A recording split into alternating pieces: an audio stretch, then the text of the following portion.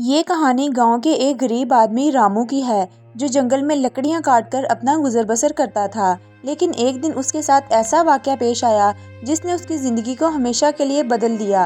رامو کو کیا معلوم تھا کہ اس دن وہ جنگل میں صرف لکڑیاں نہیں کاٹے گا بلکہ وہ کسی ایسی خوفناک طاقت سے ٹکرا جائے گا جس کا انجام وہ کبھی سوچ نہیں سکتا تھا۔ یہ کہانی صرف ایک عام لکڑہارے کی نہیں ہے بلکہ ایک شیطانی درخت، ایک خطرناک چڑیل اور ایک ایسی لالچ کی ہے جو صرف تباہی لاتی ہے۔ رامو نام کا ایک غریب نوجوان ایک گاؤں میں رہتا تھا جو کہ ایک لکڑہارا تھا۔ وہ اپنی کلہاڑی لے کر جنگل میں جاتا تھا اور روزانہ یہاں سے لکڑیاں کاٹ کر بازار میں بیچتا تھا اور اپنا گزر بسر کرتا تھا۔ لیکن آج جنگل میں کچھ عجیب ہونے والا تھا۔ ہوا میں عجیب سی سرگوشی تھی اور پرندے بھی خاموش تھے جیسے کچھ برا ہونے والا ہو۔ لکڑیاں کاٹتے کاٹتے رامو جنگل میں کافی آگے نکل گیا۔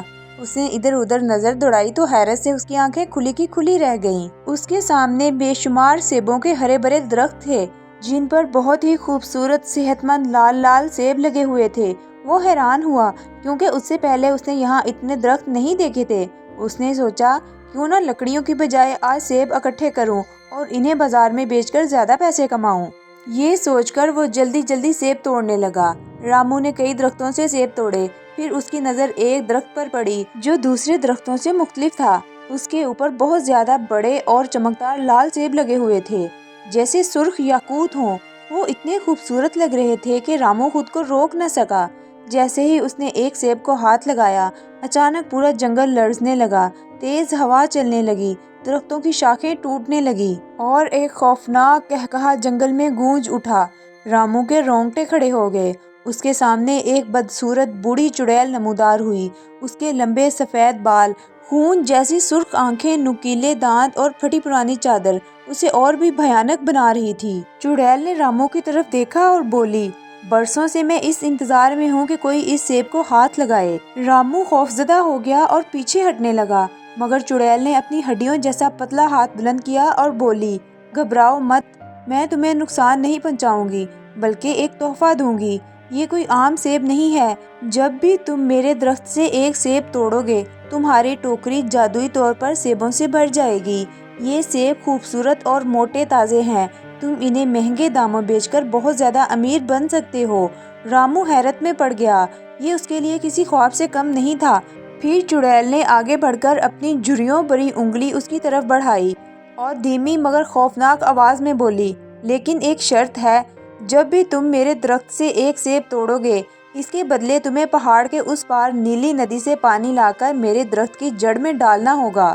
رامو نے بغیر کچھ سوچے فوراً حامی بھر لی۔ اسے تو صرف دولت نظر آ رہی تھی مگر چڑیل نے اسے آخری اور خوفناک وارننگ دی، یاد رکھنا، کبھی لالچ مت کرنا ورنہ تم میری شرط پوری نہیں کر پاؤ گے اور تمہارا انجام بہت برا ہوگا۔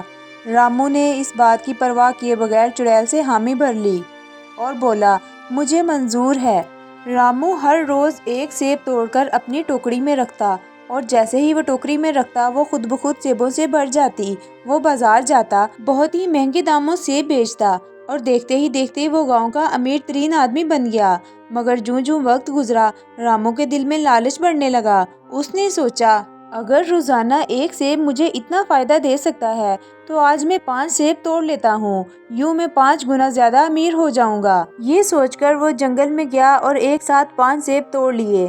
جیسے ہی اس نے 5واں سیب توڑا چڑیل ایک بار پھر نمودار ہوئی، مگر اس بار وہ اور بھی خوفناک لگ رہی تھی۔ اس کی آنکھیں اور زیادہ سرخ اور اس کے ناخن اور زیادہ لمبے اور نوکیلے اور اس کا چہرہ غصے سے بھرا ہوا تھا۔